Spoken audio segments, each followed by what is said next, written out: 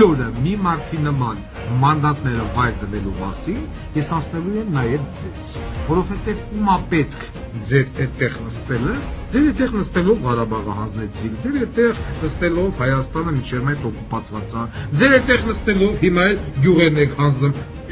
Ես ուզում հասկանամ, դուք այդտեղ նստում եք ու ինչ անեք, ինչ ընդդիմություն չեք, դուք սրա հետ միասին անում եք, այն ինչ որ սայանում, այդ իրավինը ոնց որ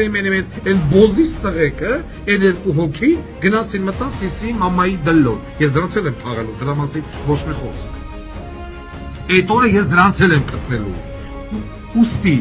սա էր այն բեկումնային հայտարարությունը, որը ես ասում եմ։ Ժողովրդին ես եմ հանելու փողոց, ժողովրդին ես եմ այդ ուղղորդելու եւ ինձանից ոչ մեկ առանց քաղաքական ոչ մի քաղաքական դրոշ, ոչ մի քաղաքական հայտարարություն, ոչ մի կուսակցության դրոշ, բացարձակապես լոզունգը գտնել